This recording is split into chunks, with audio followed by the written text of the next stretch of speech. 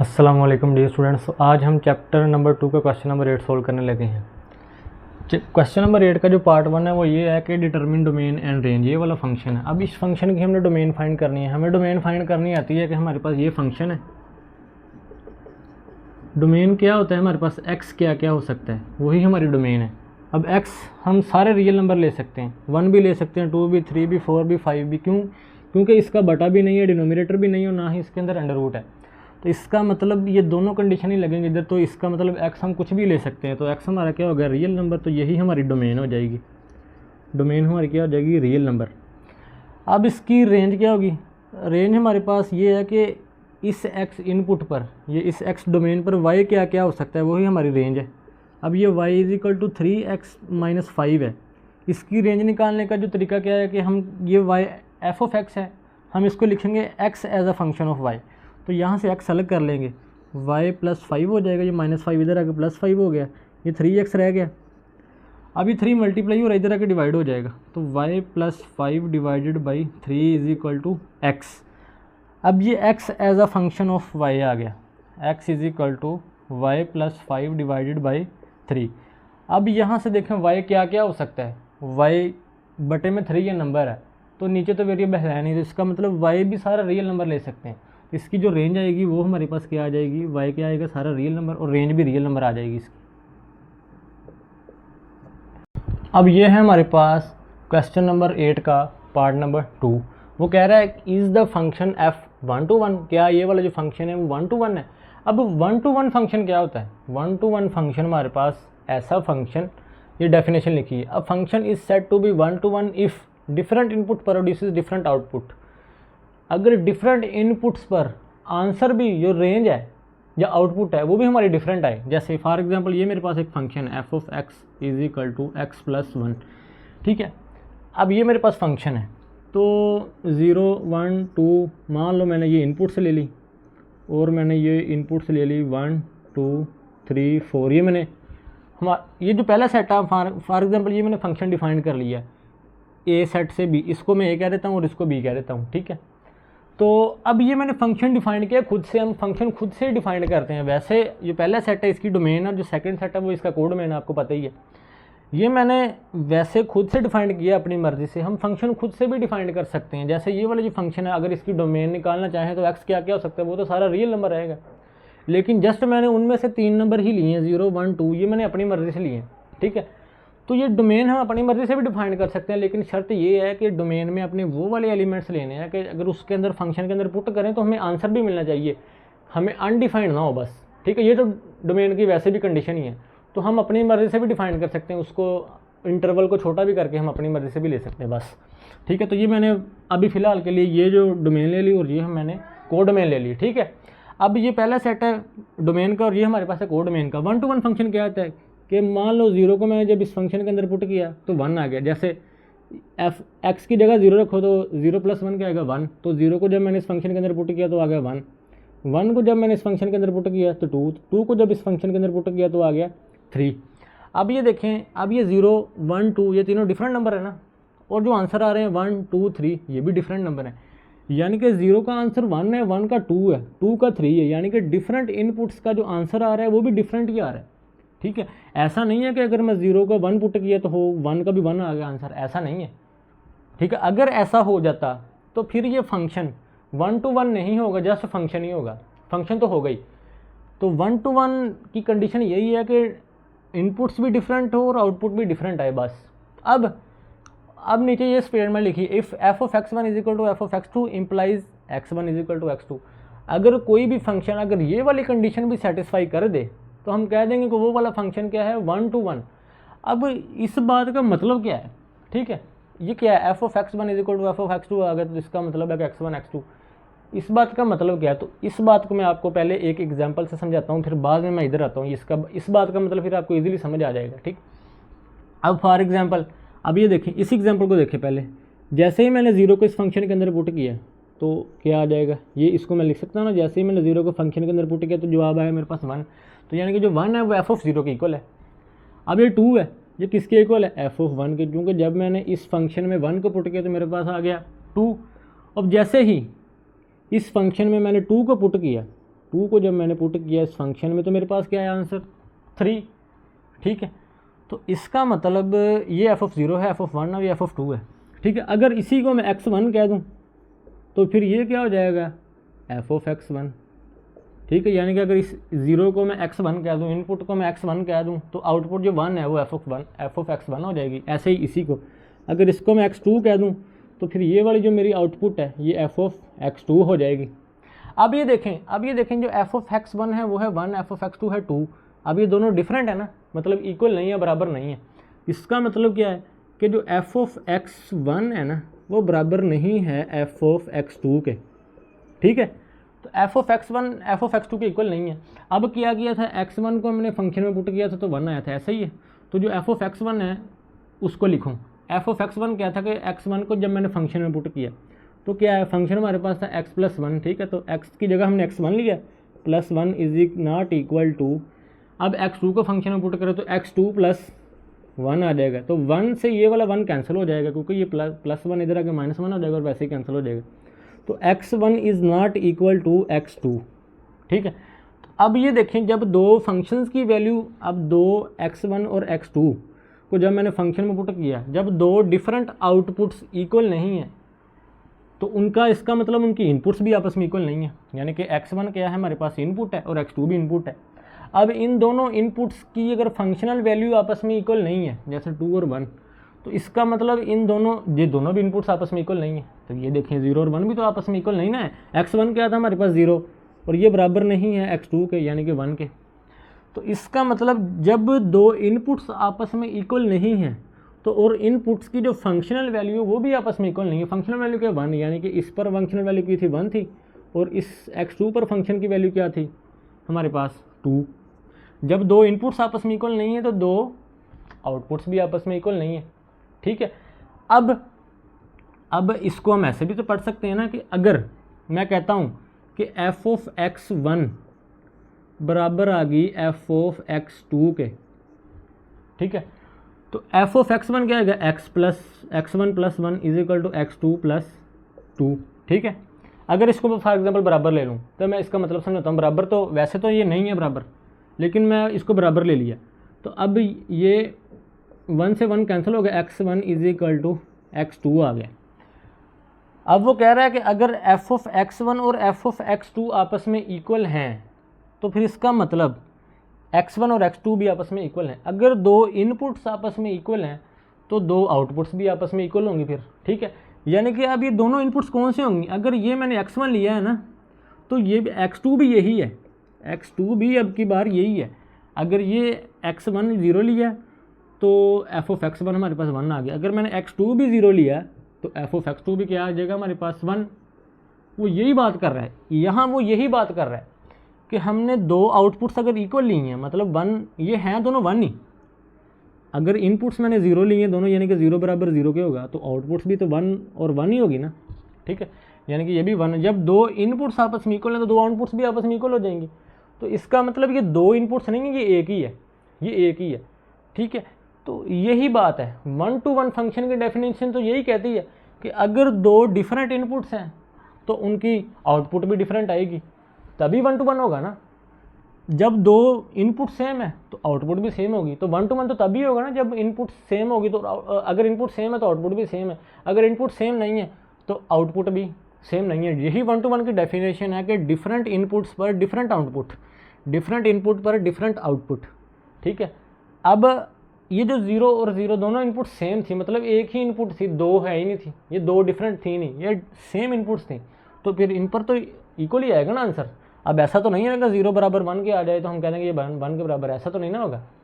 तो 0 0 के बराबर होता है, 0 और किसी नंबर के बराबर नहीं है। इसका मतलब ये जो दोनों इनपुट्स हैं x1 और x2 ये दोनों सेम ही थी, ये बराबर इसीलिए हैं। अगर ये बराबर हो इसका मतलब इनकी फंक्शनल वैल्यू भी बराबर ही होगी, जाहिर बात है, ठीक है। तो यही वो वजह है। और हमारा जो 1-to-1 फंक्शन है वो आपको यही बताता है कि डिफरेंट इनपुट्स पर डिफरेंट आउटपुट आने चाहिए। तो यही हमने यहाँ बात साबित कर दी, ठीक है। लेकिन फंक्शन बुक वालों ने ये वाली एग्जांपल ली है, हमने पहले यहाँ से समझा, यहाँ से आपको इजीली ये बात समझ आ गई, ठीक है। आप ऐसे भी लिख सकते हैं, आप ऐसे भी लिख सकते हैं, लेकिन बुक वालों ने ये वाली एग्जांपल ली है या ये वाला डेफिनेशन ली है उसको प्रूव करने के लिए, ठीक है। तो हम अब इस बात का मैंने आपको मतलब बता दिया, ठीक है। लेकिन अगर आपने इसको प्रूव करना है तो प्रूव करने के लिए हमने ये डिफरेंट वैल्यूज़ नहीं पुट करके चेक करना कि ये डिफरेंट इनपुट्स पर डिफरेंट आउटपुट आ रही है, नहीं, ठीक है, ऐसा नहीं करना। उसमें जस्ट हमने जब अगर इसी फंक्शन को मैंने अगर फॉर एग्जांपल मेरा क्वेश्चन होता, ठीक है, अब की बार तो हमारा क्वेश्चन ये है ना, लेकिन अगर यही मेरा क्वेश्चन होता, ठीक है, तो इसको मैं कैसे प्रूव करता, बस जस्ट इसको मैं ऐसे प्रूव करता, सिंस जो हमारे पास जो फंक्शन है वो हमारे पास क्या है x+1। अब इसको मैंने 1 to 1 प्रूव करना है, टू प्रूव 1 to 1, इधर आप स्टेटमेंट लिखते हैं टू प्रूव 1 to 1, ये आप कंप्लीट लिख लीजिएगा, ठीक है। टू प्रूव 1 to 1 हमने क्या करना है, f(x1) बराबर है f(x2) के। अगर ऐसा है तो f(x1) क्या है हमारे पास x1+1, यानी कि x1 को फंक्शन में पुट कर दें तो x2 को भी फंक्शन में पुट कर दें, x2+1, 1 से 1 कैंसिल हो गया, x1 बराबर आ गया x2 के। तो बस, तो दिस इम्प्लाइज दैट, ठीक है। इम्प्लाइज को हम मैथमेटिकली ऐसे भी लिखते हैं, ठीक है। तो बस हमारा प्रूव हो गया, हम कह देंगे हैंस f(x) क्या है हमारे पास, f(x) इज़ 1 to 1। तो जस्ट यही हमारा आंसर है, बस यहाँ से लेकर यहाँ तक। ये तो जस्ट मैंने आपको समझाने के लिए बताया कि इस बात का मतलब क्या है, ठीक है। अगर तो अब ये वाला जो काम है ना, ये तो मैंने 0 और 1 के लिए किया है, आप हर एलिमेंट के लिए कर सकते हो। आप x1 को आप x1 कह दें, 2 को x2 कह दें, तो अब ये देखें दो डिफरेंट हैं तो आउटपुट भी डिफरेंट आ जाएंगी, ठीक है। अगर डोमेन में मान लो इधर 4 भी होता है और इधर 5 भी होता, तो 4 को आप x1 कहते और 5 को x2 कहते, और उन पर जो आंसर है इसमें पुट करते तो डिफरेंट ही आना था ना। तो हम ऐसे ही x1 डिफरेंट दो एलिमेंट्स को x1 और x2 कह के ये सारा काम कर सकते हैं। तो देखना हमारे पास ऐसे ही आएगा, डिफरेंट इनपुट्स पर आउटपुट भी डिफरेंट ही आएगी। अगर सेम आउटपुट इनपुट है तो आउटपुट भी सेम आ जाएगी। तो हम ऐसे भी प्रूव कर सकते हैं। तो यही हमारा फंक्शन है, इसी बात का मतलब यही है, ठीक है, जस्ट बस। तो जस्ट आपने इतना ही सोल्व करना है अगर क्वेश्चन करना है तो, ठीक है। अब एक बात इस फंक्शन में और देखें कि अगर इस फंक्शन की जो नोटेशन है ना, इसको मैथमेटिकली लिखने का ये तरीका भी है। इसको मैं ऐसे भी लिख सकता हूँ। अगर फॉर एग्जांपल इस सेट का नाम मैंने ए रख दिया और इस सेट का नाम मैंने बी रख दिया, ये हमने हमारे फंक्शन के टॉपिक में भी पढ़ा था। इसका मैंने ए रखा था, उसका बी कह रही था। तो ये क्या है, function from a to b, ऐसे कह सकते हैं, ठीक है। Function from a to b, ये हमने ए टू बी एक फंक्शन लिया, ए हमारे पास ये और बी ये, या ए क्या है हमारे पास 0 1 2, ए हमारे पास ये, या तो ये पूरा सेट लिख लें और ऐसे एरो लगाए, और बी का सेट क्या है 1 2 3 4, और ये सेट, ठीक है। तो हमने इतना बड़ा लिखने की बजाय जस्ट उसको ए बी कह दिया, इसको ए कह दिया और इसको बी कह दिया। हम ऐसे भी लिख सकते हैं। ये डिफाइंड के मैंने बता दिए, हम अपनी मर्जी से भी डिफाइन कर सकते हैं, ठीक है। अब ये क्वेश्चन नंबर 8 का पार्ट 2, अब इसको सोल्व करते हैं। वो कह रहा है क्या ये फंक्शन 1 to 1 है। तो हमने 1 to 1 प्रूव करने के लिए हमें पता है कि सिंस f(x) जो हमारे पास जो फंक्शन है वो है 3x - 5, ठीक है। To prove 1 to 1, to prove 1 to 1, 1 to 1, ठीक है। ओ का मतलब 1 है, ठीक है। ये आप लिख लीजिएगा, कंप्लीट आपने लिखना है, ठीक है। हमने इसको 1 to 1 प्रूव करना है। तो क्या है, इफ़ f(x1) बराबर आ गया f(x2) के, ठीक है। जब दो आउटपुट्स आपस में इक्वल हैं तो इसका मतलब हमने इनपुट्स भी फिर आपस में इक्वल लेकर आनी है। तो क्या करेंगे, इस x की जगह हम इस फंक्शन में x1 पुट कर देंगे। तो 3x1 - 5 is equal to 3x2 - 5। ये -5 और ये -5 कैंसिल हो गया। 3x1 is equal to 3x2, 3 से 3 भी कैंसिल हो गया। x1 is equal to x2। अब वो कह रहा है कि जब दो आउटपुट्स सेम थी तो इनपुट्स भी सेम थी, यानी कि अगर दो इनपुट सेम है तो दो आउटपुट भी सेम है। तो इसका मतलब ये दो इनपुट्स नहीं थी, ये एक ही इनपुट थे, यानी कि एक इनपुट पर एक ही आंसर आ रहा है, ठीक है। और यही डेफिनेशन थी 1 to 1 की, एक इनपुट पर एक ही आंसर आए। तो ये भी यही कह रहा है कि अगर दो इनपुट सेम है तो दो आउटपुट भी सेम है, यानी कि वो दो इनपुट नहीं, वो एक ही थी और एक इनपुट पर एक ही आंसर आ रहा है, बस। अब हम पढ़ते हैं onto function. Onto function क्या होता है कि ऐसा फंक्शन जिसकी जो कोड डोमेन और रेंज अगर आपस में इक्वल आ जाए तो हम कह देंगे वो वाला फंक्शन हमारे पास क्या हो गया, ऑन टू। अगर ये कंडीशन वो फंक्शन सेटिस्फाई कर दे, ठीक है। अब वो इसकी डेफिनेशन क्या है, ऑन टू फंक्शन का सर्जेक्टिव फंक्शन भी बोलते हैं। A function f from x to y is onto if codomain of f is equal to range of f, यानी कि उस फंक्शन की जो कोड डोमेन है अगर उस फंक्शन की रेंज के बराबर आ जाए तो हम कह देंगे कि वो हमारा फंक्शन क्या हो गया, ऑन टू। जैसे फॉर एग्जांपल मैं ये एक फंक्शन डिफाइन कर रहा हूँ अपनी मर्ज़ी से, f from x to y मैंने एक फंक्शन ले लिया, एफ ऑफ एक्स मैंने क्या ले लिया, f of x is equal to x plus one ले लिया, ठीक है। अब ये हमारे पास क्या आ गया, एक्स सेट आ गया और ये मेरे पास आ गया वाई सेट, कोडोमेन का सेट। फर्स्ट सेट डोमेन का सेट होता है, सेकंड सेट होता है कोडोमेन का सेट, ठीक है। अब मैंने इनपुट क्या ले ली, 1 2 3 अपनी मर्ज़ी से ले ली, ठीक है। अब 1 को जब मैं इसके अंदर इनपुट करूँगा, या भी यानी कि 1 इनपुट को इस फंक्शन के अंदर पुट करूँगा तो मुझे क्या मिलेगा, 2, क्योंकि 1 + 1 2 हो जाएगा। जब 2 को इसके अंदर पुट करूँगा तो आ जाएगा 3, जब 3 को इस इनपुट के अंदर लूँगा तो मेरे पास क्या आ जाएगा, 4। अब ये देखें इस फंक्शन की जो कोडोमेन है वो मैंने ले ली 2 3 4, कोडोमेन भी मैंने यही रखी 2 3 4, ठीक है। और जो रेंज है वो भी 2 3 4 है, ठीक है। तो इसका मतलब ये वाला जो फंक्शन है ये हमारे पास क्या हो गया, ऑन टू, क्योंकि इसकी जो कोडोमेन और रेंज मैंने क्या ली, दोनों मैंने 2 3 4 ही रखी, ठीक है। तो ये हमारे पास फंक्शन क्या हो गया, ऑन टू। इस फंक्शन को कहते हैं ऑन टू, ठीक है। अच्छा, अब ये है पहली डेफिनेशन। इसकी दूसरी डेफिनेशन भी वो ये कह रहा है कि for every element y in y there exist x in s such that f of x is equal to y. उसका मतलब ये कह रहा है कि every element of y, second set के जितने भी एलिमेंट्स हैं, for every element y in y, इन सब एलिमेंट्स को वो वाई कह रहा है, ठीक है। जो वाई सेट के अंदर है ना, जो वाई सेट के अंदर जो एलिमेंट्स हैं उनको उसने स्मॉल वाई कह दिया। There exist x in x such that, वो कह रहा है इन सब एलिमेंट्स के लिए, इन सब आउटपुट के लिए कोई ना कोई मुझे इनपुट भी मिलती है सेट एक्स के अंदर, ठीक है। यानी कि अगर हर आउटपुट के लिए हर एलिमेंट, वो एवरी एलिमेंट कर रहा है, every element y in Y, her element के लिए अगर मुझे कोई ना कोई एक्स मिलती है, इनपुट मिलती है सेट एक्स में, तब हम कहेंगे कि ये जो फंक्शन हो गया हमारे पास वो ऑन टू फंक्शन। तो बात तो वही है कि हर एलिमेंट, मतलब कोई भी एलिमेंट छूटना नहीं चाहिए। लेकिन अगर फॉर एग्जांपल मैं ये ले लेता सेट, सेकंड वाई सेट ये ले लेता, जिसके अंदर मैं 5 भी ले लेता, ठीक है। अब 5 तो किसी की भी आउटपुट नहीं, वो 5 तो किसी की भी आउटपुट नहीं है, ठीक है। इसकी कोई इनपुट मौजूद ही नहीं है, मतलब ये किसी की आउटपुट भी नहीं है। इसका मतलब फिर ये हमारा फंक्शन ऑन टू नहीं रहा, ऑन टू नहीं रहा। क्यों ऑन टू क्यों नहीं रहा, क्योंकि इसकी जो डोमेन और कोड मेन है वो आपस में इक्वल नहीं है। कोड मेन क्या है 2 3 4 5, और जो इसकी जो रेंज है और इसकी जो कोड मेन और रेंज आपस में बराबर नहीं रही। कोड मेन क्या है 2 3 4 5 और रेंज क्या है 2 3 4, तो इसका मतलब 2 3 4 और 2 3 4 5 इक्वल नहीं है, मतलब डोमेन जो कोड मेन और जो रेंज है वो बराबर नहीं है। तो इसका मतलब ये हमारा फंक्शन फिर ऑन टू नहीं रहा, ठीक है। तो अगर 5 नहीं है, अब ये देखें कोड मेन और रेंज बराबर आ गई, तो अब क्या दिया गया, ये फंक्शन हमारे पास ऑन टू है।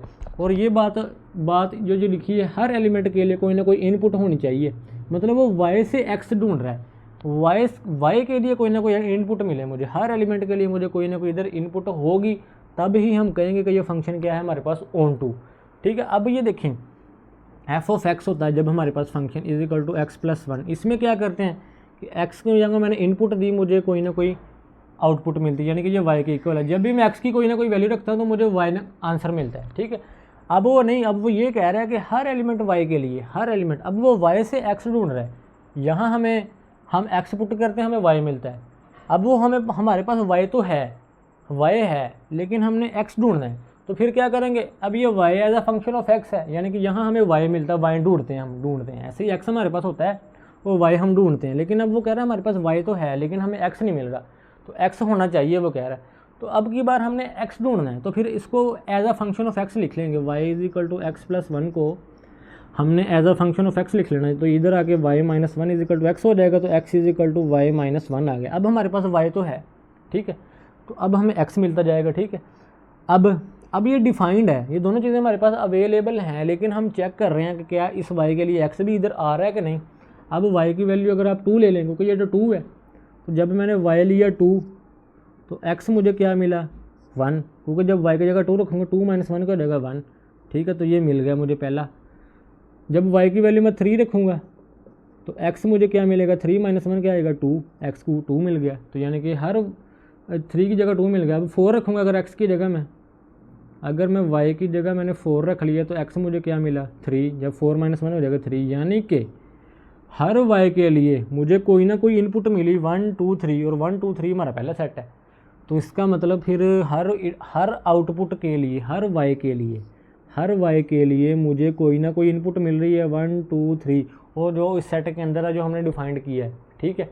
तो इसका मतलब ये हुआ कि ये वाला जो हमारा फंक्शन है ये क्या हो गया ऑन टू, ठीक है।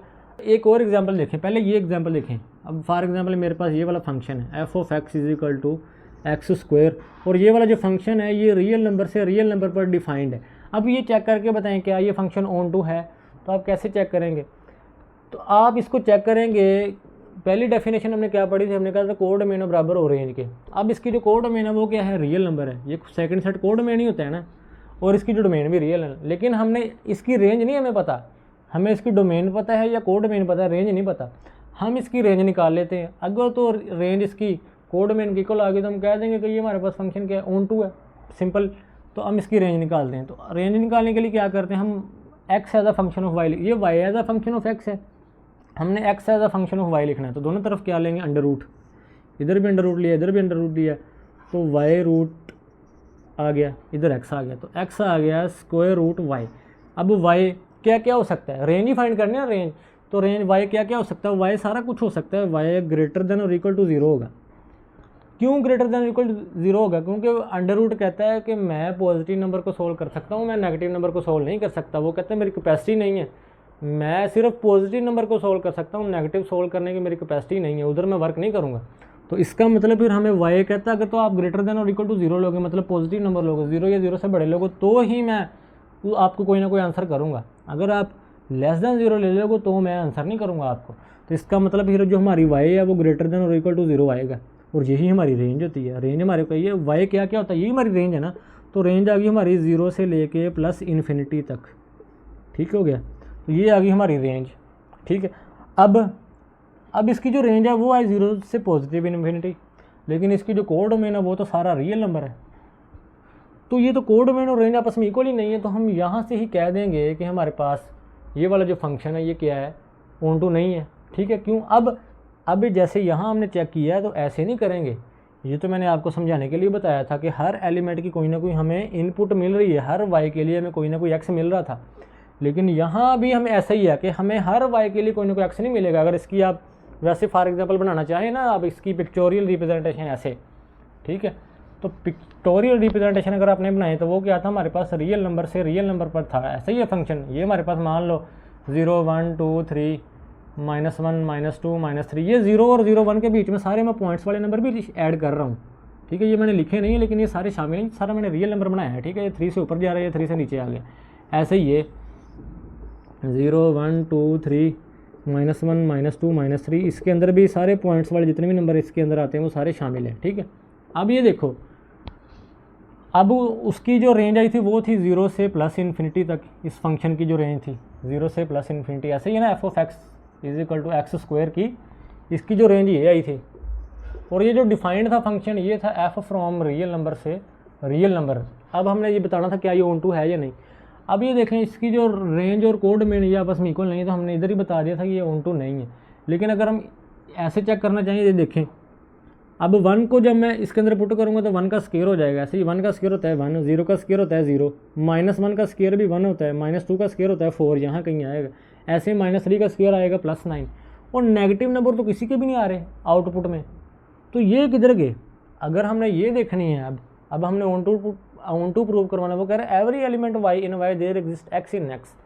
वो कह रहा है कि हर एलिमेंट में, यानी कि वाई के लिए, ये सेकंड सेट को वाई कह रहा है, ठीक है। यानी कि सेकंड सेट के ये सेकंड सेट, इसको R is equal to y मान लिखते, इस सेकंड सेट के जो भी एलिमेंट्स हैं इनको वो वाई कह रहा है। अब वो कह रहा है इन सब के लिए हमें कोई ना कोई इनपुट मिलनी चाहिए इधर पहले सेट में, सेकंड सेट के हर एलिमेंट के लिए मुझे पहले सेट में कोई ना कोई इनपुट मिलनी चाहिए, लेकिन इसके लिए तो कोई ना कोई इनपुट नहीं मिल रही, यानी कि -1 -2 -3 और ये जितने भी अंदर पॉइंट्स वाले नंबर है सब के लिए कोई ना कोई, इधर कोई एरो नहीं आ रहा, मतलब कोई इनपुट ही नहीं मिल रही।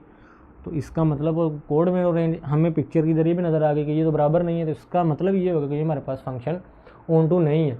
अब ये ज़रूरी नहीं था, हमने जस्ट रेंज निकाली, चेक किया कि क्या रेंज और कोड में बराबर है, तो हमने उधर से बता देना कि हाँ ये हमारे पास जो फंक्शन है ये ऑन टू नहीं है। लेकिन आपकी बुक में जैसे किया मैं आपको वैसे भी करके बता दूँ, लेकिन आपकी बुक में इतने मुश्किल क्वेश्चन नहीं आएंगे, वो जस्ट ईजी हैं, वो कैसे करने में आपको बता देता हूँ। और वैसे एक्चुअल तरीका यही है, असल तरीका यही है कि हमने कोई भी फंक्शन आ जाए कॉम्प्लिकेटेड, अगर वो डिफाइंड है हमने उसकी रेंज फाइंड करनी है, अगर तो रेंज और कोड मीन आपस में इक्वल आ गए तो हम कह देंगे कि द फंक्शन की जो रेंज और कोड मीन आपस में इक्वल नहीं है, हम हैंस कह देंगे कि ये फंक्शन ऑन टू भी नहीं है। बस इतना काम किया करेंगे। लेकिन आपकी बुक में जो क्वेश्चन है कैसे किया, कैसे करना है, वो भी मैं आपको करके बता देता हूँ। अच्छा, अब अगर ये वाला क्वेश्चन आपकी एक्सरसाइज में होता ना, अगर इसको ऑन टू प्रूव करना होता कि प्रूव करो इसको, इस स्टेटमेंट के मैथमेटिकली इसको प्रूव करें कि f of x is equal to x plus one, क्या ये ऑन टू फंक्शन है या नहीं, f of x is equal to x plus one क्या ये ऑन टू है या नहीं, तो क्या डेफिनेशन है हर। अब वो कह रहा है कोड मीन और रेंज आपस में इक्वल होनी चाहिए। यहाँ हमने कोड मीन मैंने खुद से डिफाइन की है और रेंज भी मैंने, जो डोमेन और कोड मीन मैंने खुद से डिफाइन की है। तो यहाँ मैं अगर रेंज निकालूंगा तो वैसे तो इसकी रेंज रियल नंबर आएगी, ठीक है, लेकिन ये मैंने अपनी मर्जी डिफाइन की है, ठीक है। तो यहाँ मैंने 3 ही एलिमेंट्स लिए हैं कोड मेन में और 3 ही एलिमेंट्स लिए हैं मैंने डोमेन में, तो उसके हिसाब से मुझे तो ऐसे ही चेक करना पड़ेगा। लेकिन अगर ये बड़े सेट होते, पूरे सेट होते, यानी कि हर एलिमेंट के लिए होते, तब हम वैसे फाइंड करते जैसे मैंने एक्स स्क्वायर के लिए की है, ठीक है। अब अगर मैंने आपकी बुक के अकॉर्डिंग जो आपने आंसर करना है, अगर ये वाला क्वेश्चन आपकी बुक में होता तो आपने इसकी ऑन टू प्रूव करने के लिए क्या करना था, हमने वो डेफिनेशन है वो क्या कह रहा है, every element y in Y, ठीक है। हर वाई से हमें एक्स चाहिए, वो कह रहा है वाई से हमें एक्स चाहिए तो हमें एफ ऑफ वाई की फॉर्म में लिखना पड़ेगा जैसे हमने इधर किया। तो ये y is equal to x plus one होता है, तो ये आ गया y minus one is equal to x, तो x is equal to y minus one आ गया। अब हर वाई के लिए कोई ना कोई हमें एक्स मिल गया, सच दैट वो कह रहा है कि एफ ऑफ एक्स हमारे पास क्या होना चाहिए, वाई के इक्वल होना चाहिए। तो वो कह रहा है कि अगर इसी एक्स को मैं इस फंक्शन के अंदर पुट कर दूँ तो मुझे वो वाई के इक्वल आना चाहिए, ठीक है। तो अब इसको फंक्शन के अंदर पुट कर दे, put x is equal to y minus one in f of x. तो जहाँ जहाँ x है वहाँ वहाँ आप वाई माइनस वन रख दें, ठीक है। तो क्या आ गया, अब x is equal to y minus one, अभी x is equal to x क्या आ गया हमारे पास y minus one plus one is equal to y आ गया, यानी कि अब हमारे पास वो एफ ऑफ एक्स क्या आ गया, वाई के। अब वैसे x इज इक्वल टू मैंने वाई माइनस वन फंक्शन में पुट किया, अब ये x आपने इधर भी पुट करना है x की जगह, तो यानी कि ये आ जाएगा f of y minus one is equal to y, ठीक है। अब ये दोनों आपस में इक्वल ही हैं वैसे, अब इसको x लिखो या वाई माइनस वन लिखो, बात तो एक ही है। ये देखिए इधर लिखा हुआ ना, ये x is equal to y minus one आपस में इक्वल है, ये आपस में रिलेट कर रहे हैं। अगर आप यहाँ y की वैल्यू रखोगे तो आपको x का आंसर मिल जाएगा, अगर आप यहाँ x की वैल्यू रखोगे तो आपको y का आंसर मिल जाएगा। कैसे, अब आप x की वैल्यू 1 रखो तो आपको देखना 2 मिल जाएगा, इधर आप 1 रखो x की जगह 1 इधर आ गया, ठीक है। तो ये माइनस वन भी इधर आ जाएगा, तो 1 प्लस 1 2 हो जाएगा, तो y का आंसर क्या आ गया, 2 आ गया, ठीक है। तो ऐसे ही है, ये आपस में इक्वल ही है। अगर आप ये इनपुट है हमारी y माइनस वन, ठीक है। अब वो कह रहा है हमें हर y के लिए कोई ना कोई x मिलना चाहिए, ठीक है। अब y क्या है हमारे पास 2, तो y ले लिया मैंने क्या 2, इसके अंदर पुट करो f of 2 minus one is equal to 2, क्योंकि y मैंने 2 लिया था, तो एफ ऑफ क्या आ गया 1 इज इक्वल टू 2, यानी कि हर y के लिए मुझे x मिल गया, यानी कि 2 के लिए मुझे x मिल गया।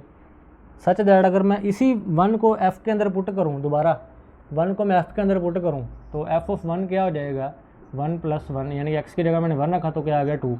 तो उस y के उस x के लिए जब उस x को मैं फंक्शन में पुट करूँगा तो मुझे y मिल जाएगा, ठीक है। तो वही बात होगी ना, ये देखें हर y के लिए x मिल रहा है, इस x को अगर मैं फंक्शन के अंदर पुट करूँ तो मेरे पास वही f of x equal to y आ जाएगा, वही बात वही है, ठीक है। यहाँ से इधर आ जाए या इधर से उधर चले जाएँ, ठीक है। ऐसे ही हर एलिमेंट के लिए करेंगे हम। तो जस्ट हमने जनरल प्रूफ करना है, बस इतना ही। ये हमारा आंसर है यहाँ से यहाँ तक, यानी कि आपने यहाँ से स्टार्ट किया और यहाँ तक आपका आंसर आ गया, ये यहाँ तक बस।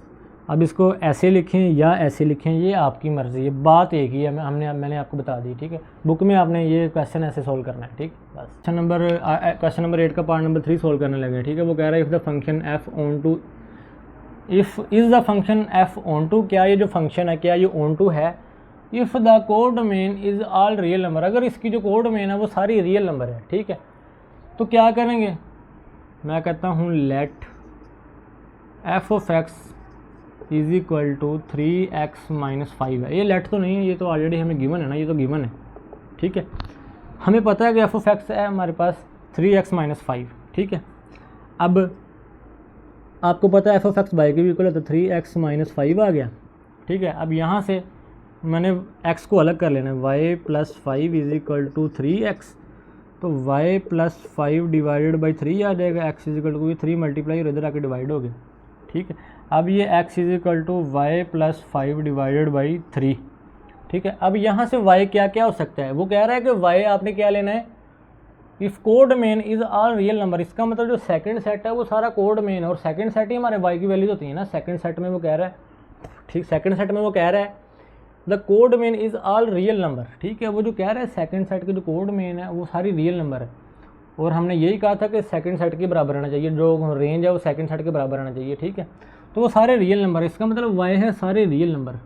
तो सारे रियल नंबर के लिए हमें कोई ना कोई x मिल रहा है ना, यानी कि हर y के लिए मुझे कोई ना कोई x मिल रहा है, ठीक है, क्योंकि y है रियल नंबर। तो जो मुझे मिल रहा है वो भी रियल नंबर है, तो इसका मतलब इसकी जो डोमेन है ये यहाँ से भी हमें नज़र आ रही है। ये उन्होंने इस क्वेश्चन में बताया नहीं, तो इसकी जो डोमेन है वो क्या है, तो ये जो फंक्शन है ना डिफाइंड है, वो रियल नंबर से रियल नंबर पर डिफाइंड है। क्योंकि अब इसकी डोमेन नहीं दी तो हम अपनी तरफ से डोमेन निकाल ली कि मैंने कहा कि इसकी डोमेन रियल नंबर है, और उसकी जो कोड डोमेन है वो उसने क्वेश्चन में बता दी कि रियल नंबर से रियल नंबर पर हमने ले लिया। तो हर y के लिए मुझे कोई ना कोई x मिल रहा है जो कि वो खुद रियल नंबर है। तो सच दैट क्या हो जाएगा कि इस फंक्शन को मैं इसमें यहाँ पुट करूँगा, put x is equal to y plus 5 divided by 3 in equation number 1, ठीक है।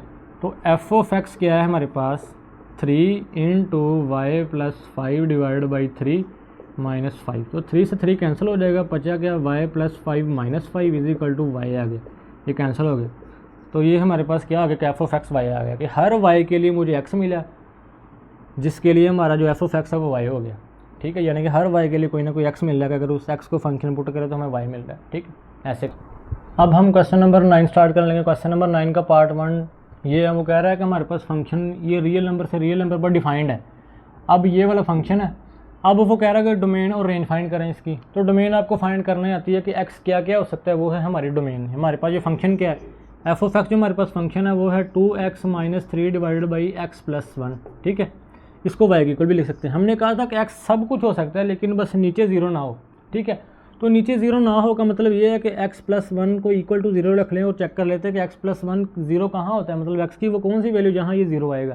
तो x की वैल्यू मैंने निकाली, x इज इक्वल टू -1, ठीक है। तो x की वैल्यू आ गई -1, इसका मतलब अगर x की जगह मैं -1 रखूँगा तो ये नीचे वाला 0 हो जाएगा। तो हम रियल नंबर में से इसको निकाल देंगे, तो यही हमारी डोमेन है। तो जो हमारी जो डोमेन है वो क्या हो जाएगी कि रियल नंबर में से अगर मैं इस -1 को निकाल दूं तो ये हमारी क्या हो जाएगी डोमेन, ठीक है। अब हमने रेंज फाइंड करनी है। रेंज फाइंड करनी क्या होती है कि y क्या क्या हो सकता है हमारा y, ठीक है। तो इस फंक्शन के लिए y क्या क्या हो सकता है, तो y निकालने, y is equal to 2x minus 3 divided by x plus 1। इसका एक शॉर्टकट मेथड भी है, वो मैं लास्ट पे बताता हूँ, ठीक है। अब y is equal to 2x minus 1 divided by x plus 1 है, इसको हमने ये एफ ऑफ एक्स की फॉर्म है, हमने इसको एफ ऑफ वाई की फॉर्म में लिखना है, ठीक है। कैसे, एक्स प्लस 1 इधर डिवाइड और इधर आगे क्या आ जाएगा मल्टीप्लाई, ठीक है। अब ये 2x माइनस 3, ठीक है। अब मैंने क्या कर, अब मैंने x और y को मल्टीप्लाई किया, x y plus y is equal to 2x minus 3, ठीक। अब ये x इधर आ जाएगा और ये वाला y इधर आ जाएगा, x y minus 2x is equal to -3 minus y, और यहाँ से x कॉमन आ गया, y माइनस 2 बचा, -3 minus y divided by y minus, अभी नहीं, ठीक है, माइनस, अब ये मल्टीप्लाई और इधर आकर डिवाइड हो जाएगा, x is equal to -3 minus y divided by y minus 2, ठीक है। अब ये हमने x as a function of y लिख लिया। अब y क्या क्या हो सकता है, y सब कुछ हो सकता है लेकिन 2 नहीं हो सकता, ठीक है, क्योंकि जहाँ अगर मैं 2 रखूँगा तो मेरा आंसर क्या आएगा, नीचे 0 आ जाएगा, तो 2 का फिर निकाल देंगे हम। तो इसका मतलब जो हमारी रेंज आ गई वो क्या है कि हमने रियल नंबर में से 2 को निकाल देना है, क्योंकि 2 पर हमारा जो y है वो 0 हो रहा है, ठीक है। तो यही हमारी रेंज आ गई, यही हमारा y का आंसर है, ठीक है। अब आ गया हमारे पास क्वेश्चन नंबर 9 का पार्ट नंबर 2, ठीक है। तो पार्ट नंबर 2 कह रहे हैं फंक्शन इज़ ऑन टू, कि हमने डिटर्मिन करना क्या ये फंक्शन ऑन टू है, ठीक है। अब हमने ऑन टू के लिए क्या पढ़ा था, अगर उसकी कोड मेन और रेंज आपस में इक्वल आ गए तो हम कह देंगे कि ये फंक्शन ऑन टू है। चूँकि इस फंक्शन की हमने जो रेंज निकाली कि रेंज में रियल नंबर में 2 शामिल नहीं है, ठीक है, लेकिन हमारी जो कोड मेन है वो सारा रियल नंबर है, लेकिन इसकी जो रेंज है वो कह रहा है कि रेंज में 2 शामिल नहीं है, तो कोड मेन और रेंज तो बराबर ही नहीं, ठीक है। तो इसकी वजह से जो हमारा सेकंड वाला जो फंक्शन है वो ऑन टू नहीं है। क्यों? क्योंकि इसकी जो रेंज और कोडोमेन आपस में इक्वल ही नहीं है। तो यही रीज़न है बस। तो हम कह देंगे कि हमारा जो फंक्शन है वो सिंस जो हमारे पास range of f of x है, range of f of x is not equal to codomain of f of x, so f of x हमारा जो क्या आ जाएगा, f of x is not onto. ठीक हो गया, नॉट ऑन टू क्यों नहीं है? क्योंकि कोडोमेन और रेंज आपस में इक्वल नहीं। जस्ट यही इसका आंसर है। अब क्वेश्चन नंबर 9 का जो पार्ट 3 वो कह रहा है prove f of x is 1 to 1। 1 to 1 prove करने की क्या कंडीशन थी? हमने कहा था to prove f of x is equal to 1 to 1, f of x is 1 to 1, 1 to 1। ये आपने कंप्लीट लिखना है, ठीक है। हमने इसको 1 to 1 प्रूव करने के लिए क्या कहा था, इफ़ एफ ऑफ एक्स 1, अगर एफ ऑफ एक्स 1 बराबर है एफ ऑफ एक्स 2 के, सो x1 और x2 भी आपस में इक्वल होना चाहिए। तो यहाँ एफ ऑफ x1 क्या हो सकता है, एफ ऑफ एक्स ये जहाँ जहाँ x है वहाँ x1 रख दें, तो आ जाएगा 2x1 minus 3 divided by x1 plus 1 is equal to 2x2 minus 3 divided by x2 plus 1। अब हमने x1 और x2 आपस में इक्वल लेकर आना है, तो ये आएगा भी इधर से, ये डिवाइड हो रहा है, इधर आकर मल्टीप्लाई हो जाएगा। क्या आएगा 2x1 minus 3 into x2 plus 1। मैं ये सारा ऑलरेडी सोल्व करके आपको बताता हूँ। अब ये देखें, मैंने इसको इससे मल्टीप्लाई कर दिया, ये देखें ये 2x1 माइनस 3 x2 प्लस 1 ये आ गया। अब ये डिवाइडर है इधर, ये इधर आकर मल्टीप्लाई होगा 2x2 minus 3 equal to x1 plus x। अब ये देखें 2x1 x2 से मल्टीप्लाई हुआ तो ये आ गया 2x1 x2, फिर 2x1 1 से मल्टीप्लाई हुआ तो 2x1 आ गया, फिर माइनस 3x2 आ जाएगा, फिर माइनस प्लस माइनस तो 3 1 3 आ जाएगा। ऐसे ही पहले नंबर को सारी ब्रैकेट से मल्टीप्लाई करेंगे, फिर दूसरे नंबर को सारी ब्रैकेट से मल्टीप्लाई करेंगे। 2x2 x1 आ गया, 2x2 जब 1 से मल्टीप्लाई होगा तो 2x2 आ जाएगा, माइनस 3x1 आ जाएगा, माइनस प्लस माइनस 3 1 3 आ गया, ठीक है। अब ये देखिए 2x1 x2 इधर भी है इधर भी है, ये सेम है तो कैंसिल हो गया, माइनस 3 इधर भी है तो ये कैंसिल हो गया, ठीक है। अब ये देखें x1 बचा इधर और इधर x1 है, इस x1 को उठा के इधर लें तो 2x1 plus 3x1 is equal to ये 2x2 इधर रह गया और ये माइनस 3x2 इधर 3x2 आ गया, ठीक है। तो ये भी 5x1 हो गया और ये आ गया 5x2, 5 से 5 कैंसिल हो गया तो x1 is equal to x2 आ गया। तो हम कह देंगे सो दिस इम्प्लाइज दैट हमारा जब हमने दो फंक्शन की वैल्यू इक्वल रखा तो उनकी जब हमने दो आउटपुट को इक्वल रखा तो हमारी दो इनपुट भी आपस में इक्वल आ गए। तो इसका मतलब ये दो नहीं एक ही इनपुट है, ठीक हो गया। तो यही हमारा फंक्शन 1 to 1 भी प्रूव हो गया। अब हम पढ़ने लगे क्वेश्चन नंबर 10। वो कह रहा है कि हमारे पास वो जो फंक्शन डिफाइंड है r प्लस से r प्लस तक एंड एफ ऑफ एक्स हमारे पास ये है, ये मैंने शॉर्टकट में लिखी हुई है स्टेटमेंट, ठीक है। वो कह रहा है हमारे पास ये वाला जो फंक्शन है इसको प्रूव करें कि ये बाइजेक्टिव और ये डिफाइंड कहाँ से r प्लस से r प्लस तक। r प्लस क्या होता है 1 से लेके जो r प्लस होता है ना, इसका मतलब ये होता है कि 1 से आगे पॉजिटिव इन्फिनिटी तक ये डिफाइंड है। इसका मतलब ये होता है कि हमने पॉजिटिव रियल नंबर लेने नेगेटिव नहीं लेना, ना ही जीरो लेना है, ठीक है। अब इसको मैंने बाइजेक्टिव प्रूव करना है। बाइजेक्टिव क्या होता है कि ऐसा फंक्शन जो 1 1 भी हो और ऑन टू भी हो, वो बाइजेक्टिव फंक्शन होता है। जैसे शॉर्टकट में आपको बता देता हूँ, जैसे 1 2 3 है, मान लो ये सेट ए है, मान लो और ये सेट बी है, 2 3 4 है। मान लो कोई ऐसा फंक्शन है कि मैंने 1 पुट किया 3 है, 2 पुट किया 2 है, 3 पुट किया और 4 आ गया, ठीक है।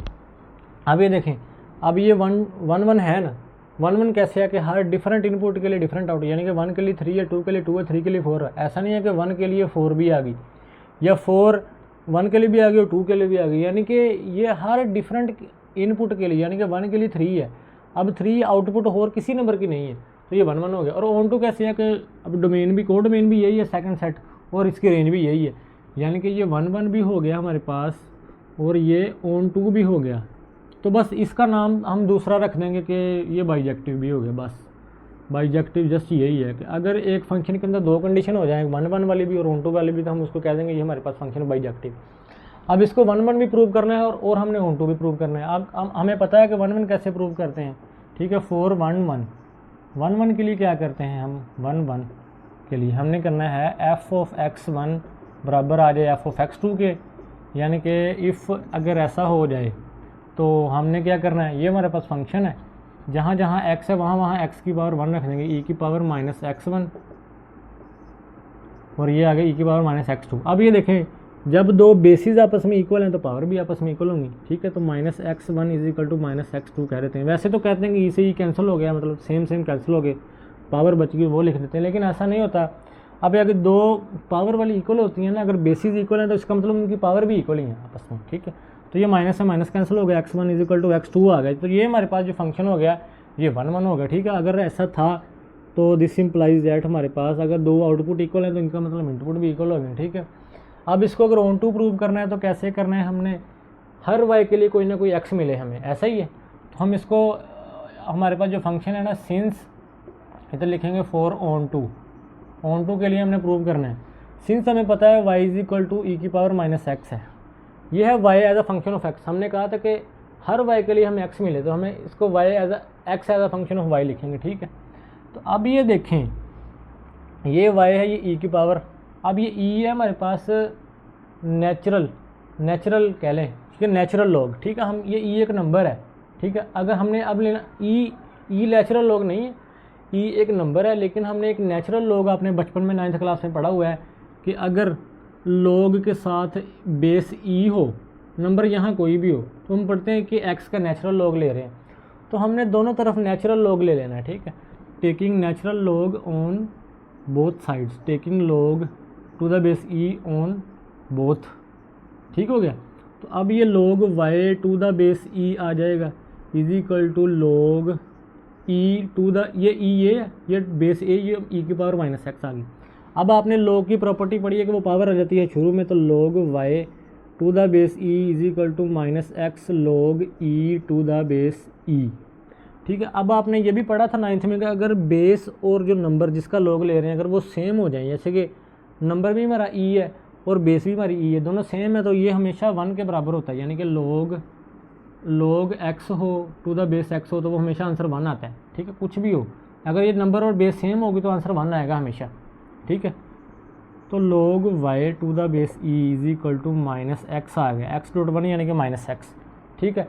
अब हमने ये लिख लिया x as a function of y, या माइनस इधर लें, यानी कि x इज इक्वल टू क्या आ गया -log y to the base e, ठीक हो गया। अब log e का एक दूसरा नाम भी है, log अगर बेस e हो ना, इधर x लिखा हो तो हम इसको ln भी लिख सकते हैं, ln x। ln का जस्ट मतलब ये है कि log e, log to the base e, ln लिखते हैं नेचुरल log इसको पढ़ते हैं या log e पढ़ लें, बात एक ही है, ठीक है। तो अब इसको मैं ऐसे भी लिख सकता हूँ x is equal to -ln y, ठीक है। log e को मैं ln भी लिख सकता हूँ, ये इसका सिर्फ जस्ट पढ़ने का एक तरीकाकार है और कुछ भी नहीं है। तो log e को मैं ln भी, नेचुरल log भी पढ़ सकता हूँ। ये भी इसको पढ़ने का तरीका नेचुरल log है, इसको पढ़ने का तरीका भी नेचुरल log है, लेकिन लिखने का जो तरीका वो डिफरेंट है, बस एक तरीका है लिखने का। अब ये x आ गया, अब वो हमारा कह रहा है y हमारा पॉजिटिव है, हमने पॉजिटिव नंबर लेने। जैसे ही मैं y पॉजिटिव नंबर पुट करूँगा, यानी कि y की वैल्यू में मान लो +1 लूँगा, और जब मैं ln 1 करूँगा ना, तो जो मेरे पास आंसर आएगा वो भी x का आएगा, और वो x आएगा वो r+ आएगा, यानी कि आंसर भी मेरा पॉजिटिव ही आएगा, पॉजिटिव रियल नंबर में से। ये आप पुट करके चेक कर सकते हैं। ई एक्सपोनेंशियल फंक्शन भी कहते हैं इसको, जहाँ e आ जाए ना, ई जैसे इस फंक्शन में e आ जाए तो इसको एक्सपोनेंशियल फंक्शन भी बोलते हैं, ठीक है। अगर e की पावर में कुछ वेरिएबल आ जाए, जैसे e की पावर में ये वेरिएबल है ना, तो एक्सपोनेंशियल फंक्शन हो गया, ठीक है। तो एक्सपोनेंशियल फंक्शन में अगर फॉर एग्जांपल ये जो y है ना, ये वैसे एक्सपोनेंशियल फंक्शन होता है कि अगर आपको ये मुकम्मल तौर पर जानना है तो मुझे कमेंट करिएगा, मैं इसके लिए भी आपको अलग से एक वीडियो बना दूंगा। अब ये ln y जो है ना, ln y की जगह आपने पॉजिटिव रियल नंबर पुट करना है, यानी कि log 1 लो, जो आंसर आएगा वो x का हमारे पास वो भी पॉजिटिव रियल नंबर ही आएगा। log 3 लें, log 4 लें, log 5 लें, log 6, यानी कि पॉजिटिव रियल नंबर पुट करते हैं। यानी कि y पॉजिटिव के लिए आपको x भी कोई ना कोई पॉजिटिव रियल नंबर मिलेगा ही मिलेगा, आप कैलकुलेटर में चेक कर लीजिएगा। तो यानी कि हर y के लिए मैं कोई ना कोई x मिल गया। तो इसका मतलब ये हुआ कि अब क्या करना है, पुट हमने कर देना x is equal to -ln y in f of x, ठीक है। क्या मैं इधर लिख रहा हूँ, ठीक है, इसके बाद मैं इधर लिख रहा हूँ, ठीक है। वो क्या है हमारे पास f ऑफ x, वो है हमारे पास e की पावर -x, ठीक हो गया। अब जहाँ जहाँ x है वहाँ वहाँ अब ये e, ये माइनस ये वाला, अब ये वाला x किसके इक्वल है, माइनस ऑफ ln y, ये माइनस माइनस हो गया प्लस f ऑफ x क्या आ गया, e की पावर ln y। तो अब ये हमारे पास वो जो फंक्शन है e की पावर ln y, और जो e और ln होता है ना ये आपस में कैंसिल हो जाते होते हैं, और जो भी बचा वो हमारे पास आ गया 1। हमेशा e की पावर, अगर ये याद रख लें कि एक्सपोनेंशियल की पावर अगर नेचुरल लॉग हो तो वो बराबर होता है 1 के।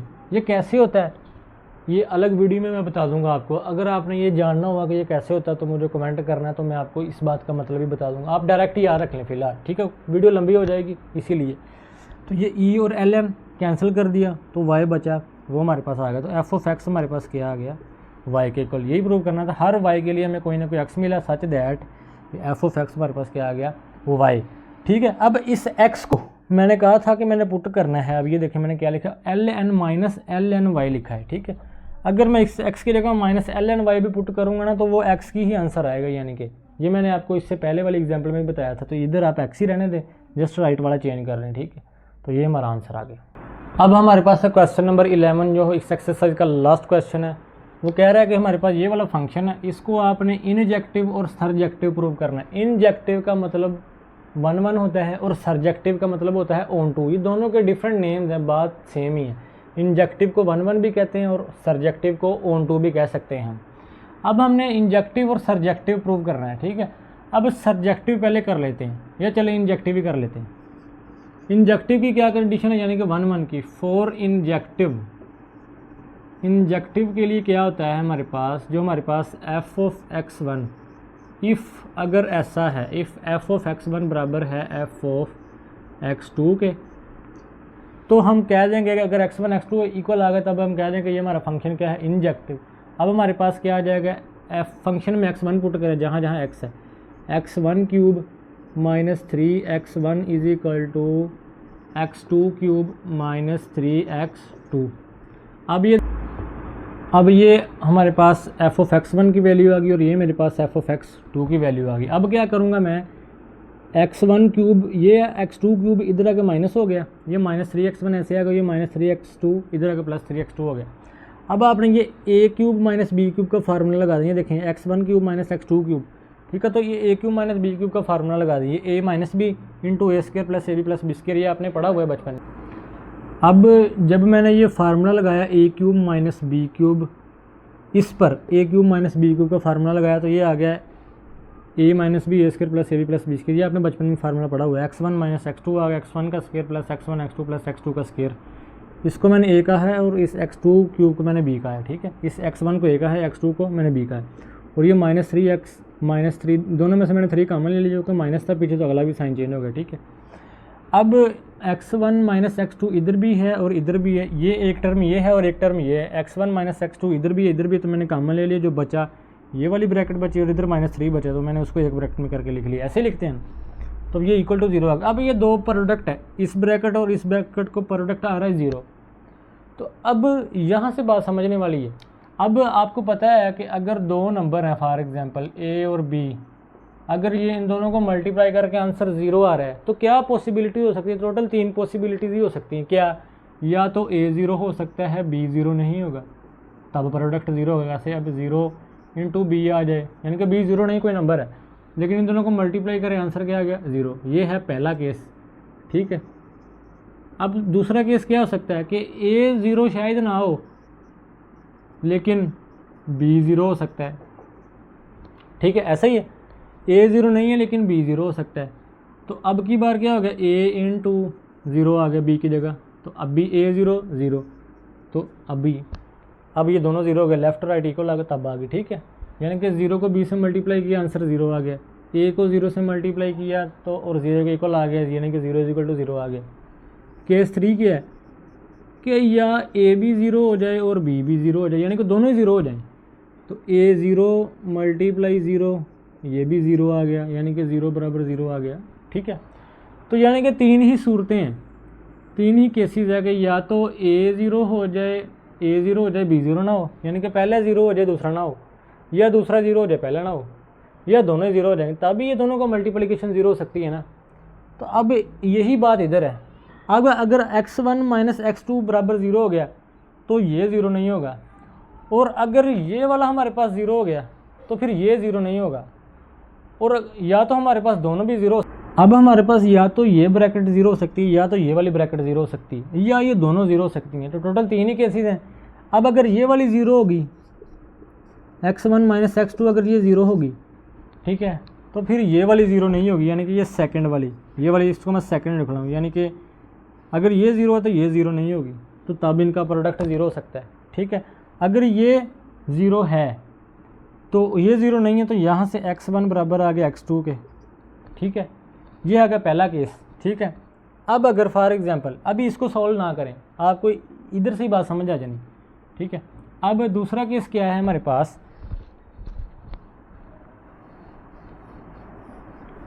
कि ये ज़ीरो नहीं है, यानी कि x1 माइनस x2 ये ज़ीरो नहीं है, लेकिन अगला जो सेकंड है वो ज़ीरो हो गया।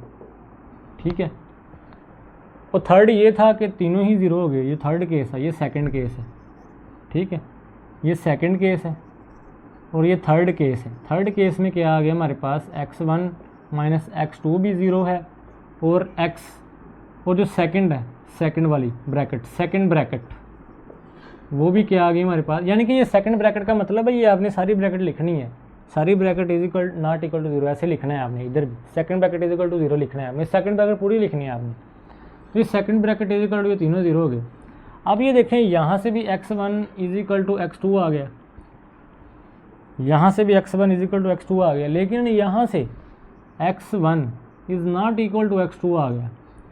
तो तीनों में से, इन तीन केसेस में से हमारे पास एक केस ऐसा आ गया जिसके अंदर x1 और x2 बराबर नहीं है। ठीक है, हैं तो ये आंसर इसी के हैं, तो आंसर इसी को सोल्व करके आया, यानी कि इन्हीं दोनों को प्रोडक्ट को सोल्व करके, यानी कि जब दो मैंने फंक्शन को इक्वल किया तो उन्हीं को सोल्व करके करके हम इस इधर पहुंच गए। ठीक है, तो एक केस ऐसा मिल गया हमें कि x1 और x2 बराबर नहीं है, तो यहाँ से हमने कह देना कि हमारे पास ये जो फंक्शन है ये हमारे पास वो 1 1 नहीं है, क्योंकि हमारे पास एक केस आ गया कि x1 बराबर नहीं है x2 के।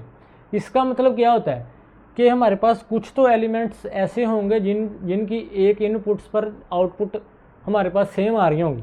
ठीक है, यानी कि अगर मैं, यानी कि जो आउटपुट है ना, फॉर एग्जांपल वो डिफरेंट इनपुट्स पर आउटपुट सेम ही आ रहे होंगे, लेकिन 1 1 की क्या कंडीशन है कि डिफरेंट इनपुट्स पर आउटपुट भी डिफरेंट ही हो। तो ये वो कुछ नंबर होंगे। अब ये तरीकाकार बहुत लंबा है, मैं आपको डायरेक्ट बता देता हूँ। अगर आप इसके अंदर 1 पुट करें ना, इसके अंदर 1 पुट करें, क्या आंसर आता है, इस फंक्शन के अंदर 1 पुट करें क्या आता है, इसके अंदर अगर आप -1 पुट करें, x की वैल्यू अगर आप लें -1, ठीक है, तो क्या आता है, तो जो हमारे पास g ऑफ -1 है वो क्या आ गया, -1 का क्यूब क्या होता है, -1 माइनस ये -1 क्या हो जाएगा, माइनस माइनस प्लस हो जाएगा, प्लस का 3, तो क्या आ गया हमारे पास 3 - 1 आ गया हमारे पास 2। अब अगर इसके अंदर आप 2 पुट करें, 2 क्या होता है, यानी कि x की वैल्यू 2 लें, तो g ऑफ 2 आ जाएगा हमारे पास, 2 का क्यूब आ जाएगा 8 माइनस 3 और 2 क्या आता है 6, तो 8 में से 6 क्या तभी 2 आ गया। यानी कि डिफरेंट इनपुट्स हैं, x -1 है, यहाँ x2 है, डिफरेंट इनपुट्स हैं लेकिन आउटपुट उनकी सेम आ गई। तो ये ऐसा इसीलिए हो रहा है, ऐसा इसीलिए हो रहा है। अगर ऐसा ना होता तो हमारे पास ये शक्ल ही कुछ इस तरह से बननी थी कि x1 और x2 ही आना था हमारे पास, बस आगे कुछ भी नहीं आना था, ये यानी कि ये चीज़ ही नहीं आनी थी। ठीक है, अगर इस तरह की प्रॉब्लम ना होती इस फंक्शन में, ये वाली, यानी कि एक इनपुट पर डिफरेंट 2 इनपुट्स पर वहाँ हमारी आउटपुट के आगे सेम आ गई, इसी वजह से कुछ ऐसा केस बनना है इसको सॉल्व करने के लिए, इस फंक्शन को सॉल्व करने के लिए कुछ इस तरह केस बनना है। ठीक है, तो ये मैंने आपको डायरेक्ट बता दिया है, ये इतना लिखने की ज़रूरत नहीं है, आपने जस्ट ये कह देना है कि या तो ये ज़ीरो हो सकता है, या तो ये ज़ीरो हो सकता है, या अगर ये ज़ीरो नहीं है तो ये ज़ीरो हो सकता है। ठीक है, तो सेकंड केस के अकॉर्डिंग टू सेकंड केस आपने लिखना है अकॉर्डिंग टू केस 2, जो हमारा x1 है वो बराबर नहीं है x2 के। ठीक है, यहाँ तक आपने लिखना है। अब ये नीचे वाला नहीं लिखना आपने, ठीक है, क्योंकि हमारे पास एक भी केस अगर हमें ऐसा मिल गया, ठीक है, तो हम कह देंगे कि जो हमारा फंक्शन है वो 1 1 नहीं है। अकॉर्डिंग टू केस 2 हमारे पास x1 x नहीं है, सो g of x is not 1 1 या इंजेक्टिव। ठीक है, या इंजेक्टिव या वन वन, दोनों में से कोई एक लिखना है आपने। अब हमने इसको प्रूव करना है सरजेक्टिव ऑन टू।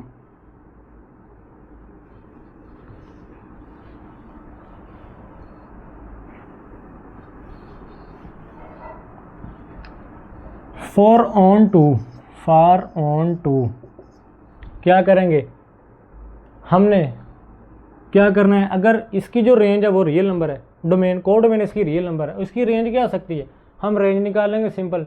अगर तो हमने इसकी रेंज निकाली तो हम कह देंगे कि ये हमारे पास फंक्शन है ऑन टू, ठीक है। अगर इसकी रेंज और कोड में आपस में इक्वल आ गई, अब इसकी रेंज है, वैसे ये जो फंक्शन लिखा हुआ है ना हमारे पास y = x³ - 3x। अब अगर आप इसको x as a function of y लिखने की कोशिश करेंगे ना, ये देखें, ये 3x इधर आ गया, ये -x³ इधर आ गया और ये आ गया y माइनस इधर। अब यहाँ से x कॉमन लें तो क्या बचेगा, 3 - x² = y। अब आगे कैसे सोल्व करें, अब ये तो आगे इधर x बच गया, ये तो अब x को अलग ही नहीं मैं कर सकता, ठीक है। तो अब इस x को अलग मैं कर ही नहीं सकता, तो अब की बार क्या होगा कि ये हमारे पास जो फंक्शन है ये नॉन इन्वर्टिबल है, ये मतलब y में कन्वर्ट नहीं होता, f ऑफ y के फॉर्म में कन्वर्ट ही नहीं हो सकता, इसीलिए इसकी जो रेंज निकाल पाना उस तरीके से वो बहुत मुश्किल है। इसको वैसे कन्वर्ट कर सकते हैं, वो बहुत हायर तरीका है, ठीक है, तो वो वहाँ नहीं जाएंगे हम, लेकिन फ़िलहाल हम इसको कन्वर्ट नहीं कर सकते f ऑफ y की फॉर्म में, ठीक है। तो इसका तरीका का रेंज फाइंड करने का क्या है कि आप डिफरेंट इनपुट्स पुट करें और उसी के अकॉर्डिंग हमें आउटपुट्स मिलते जाएंगे। अगर इस x की वैल्यू में 1 रखूँगा तो कोई ना कोई मुझे y मिलेगा, x की वैल्यू में 2 रखूँगा कोई ना कोई मुझे y मिलेगा, x की वैल्यू में 3 रखूँगा कोई ना कोई मुझे y मिलेगा। यानी कि मैं जो भी इनपुट रियल नंबर की पुट करता जा रहा हूँ, मेरा जो आंसर आ रहा है वो भी रियल नंबर ही आ रहा है, तो इसकी हम डायरेक्ट रेंज लिख सकते हैं, जिसकी जो रेंज आ गई वो हमारे पास क्या आ गई, रियल नंबर, ठीक है। तो हम कह देंगे कि जो हमारे पास g ऑफ x है वो हमारे पास क्या है, g of x is onto, because क्योंकि जो रेंज है, रेंज ऑफ जो g ऑफ x है वो बराबर आ गई कोड मेन, इसकी कोड मेन के, codomain of g of x। Yes, तो ये हमारा आंसर है। तो ये हमारी एक्सरसाइज होगी कंप्लीट, तो हम इंशाल्लाह अब नेक्स्ट एक्सरसाइज स्टार्ट करेंगे।